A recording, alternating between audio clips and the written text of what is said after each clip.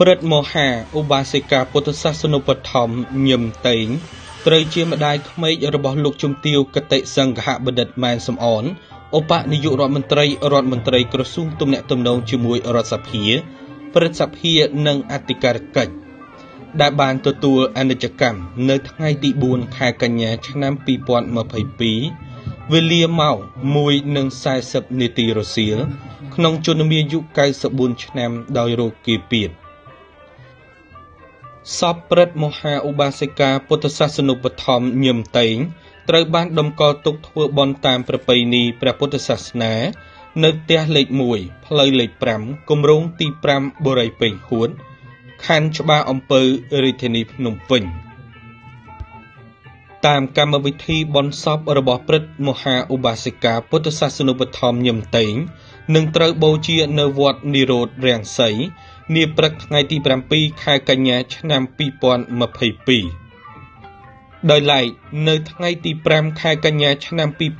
2022គណៈប្រតិភូជាច្រើនបានអញ្ជើញចូលរួមគោរពវិញ្ញាណក្ខន្ធសពព្រឹទ្ធមហាឧបាសិកាពុទ្ធសាសនូបត្ថម្ភញឹមតេងដែលក្នុងនោះរួមមានគណៈប្រតិភូដឹកនាំដោយឯកឧត្តមជាហនរដ្ឋមន្ត្រីអមក្រសួងព្រះបរមរាជវាំងនិងជាព្រះរាជតំណាងដ៏ខ្ពង់ខ្ពស់របស់ព្រះករុណាព្រះបាទសម្ដេចព្រះបរមនាថនរោត្តមសីហមុនីព្រះមហាក្សត្រនៃព្រះរាជាណាចក្រកម្ពុជានិងសម្ដេចព្រះមហាក្សត្រីព្រះវររាជមាតាជាតិខ្មែរជាទីគោរពសក្ការៈដ៏ខ្ពង់ខ្ពស់បំផុតដែលបាននាំមកនៅព្រះរាជទ្រព្យនិងព្រះរាជសារដើម្បីចូលរួមរំលែកទុក្ខដ៏ក្រៀមក្រំនៃក្រុមគ្រួសារសពនិងជាតំណាងរបស់សម្ដេចជាវាវាំងគង់សំអល់ឧបនាយករដ្ឋមន្ត្រីក្រសួងព្រះបរមរាជវាំងព្រមទាំងឯកឧត្តមគុយសុផលឧត្តមប្រឹក្សាផ្ទាល់ព្រះមហាក្សត្រនិងជាទេសរដ្ឋមន្ត្រីទទួលបន្ទុកកិច្ចការទូតអមក្រសួងព្រះបរមរាជវាំងដែលបានដឹកនាំគណៈប្រតិភូអញ្ជើញចូលរួមគោរពវិញ្ញាណក្ខន្ធសពព្រឹទ្ធមហាឧបាសិកាពុទ្ធសាសនូបត្ថម្ភញឹមតេងដោយឡែកគណៈប្រតិភូជាបន្តបន្ទាប់ទៅនេះដែលអញ្ជើញចូលរួមគោរពវិញ្ញាណក្ខន្ធសពព្រឹទ្ធមហាឧបាសិកាពុទ្ធសាសនូបត្ថម្ភញឹមតេងមានជាបន្តបន្ទាប់ដូចតទៅនេះ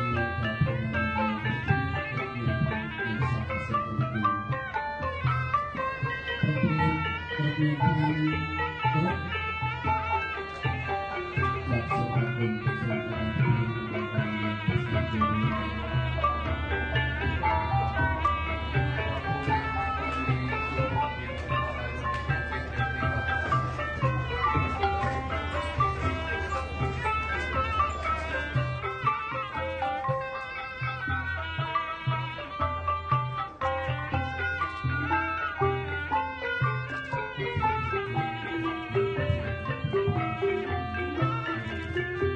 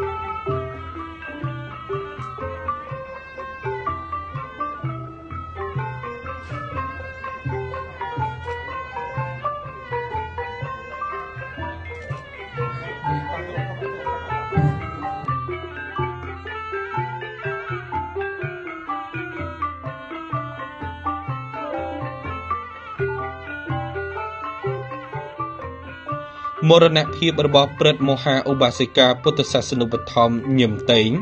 នៅពេលនេះគឺជាការបាត់បង់ដ៏គួរឲ្យសោកស្ដាយបំផុតនៅបងស្រីមេដាក្មេកជីដូននិងសាច់ញាតិដ៏ល្អប្រកបដោយគុណធម៌ព្រហ្មវិហារធម៌និងជាទីគោរពស្រឡាញ់ដែលកន្លងមកព្រឹទ្ធមហាឧបាសិកាពុទ្ធសាសនូបត្ថម្ភក្នុងនាមជាបងស្រីមេដាក្មេកជីដូនបានអប់រំណែនាំនិងផ្ដល់នូវដំបូន្មានល្អដល់ប្អូនកូនចៅសាច់ញាតិនិងក្រុមគ្រួសារជាទីស្រឡាញ់ឲ្យមានការរួមរស់ក្នុងសង្គមប្រកបដោយកលងធម៌គុណធម៌និងសច្ចធម៌ឲ្យខិតខំធ្វើតែអំពើល្អនិងកសាងនៅកុសលផលបុណ្យនានាដើម្បីបុព្វហេតុនៃការរីកចម្រើននិងសុខដុមរមនាក្នុងសង្គម។